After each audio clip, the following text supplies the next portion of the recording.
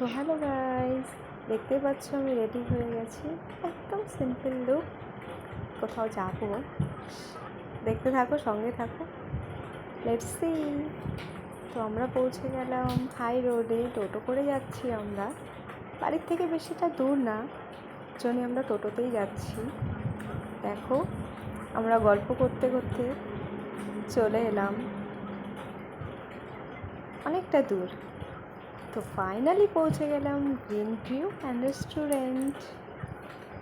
দেখতেই পাচ্ছ বাবু খুব লাফিয়ে লাফিয়ে বেড়াচ্ছে। ও খুব খুশি, অনেক দিন পরে ও বাড়ির থেকে বের হলো।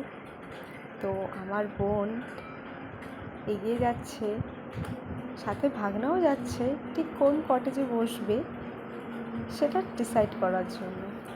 আর আমি বেচারি পেছনে সব ক্যামেরা বন্দি করে যাচ্ছি। যাই হোক, ওই কটেজটা ওদের পছন্দ হলো না, তাই ওরা সামনের দিকে এগিয়ে যাচ্ছে। দেখা যাক কোন কটেজে বসে।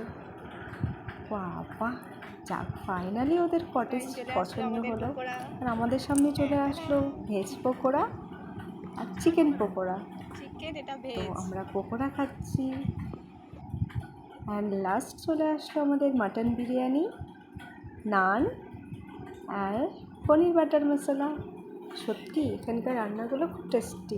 আমার বোন তো অলরেডি পকোড়া খাওয়া শুরু করে দিয়েছে, তো আমিও খাই, চলো।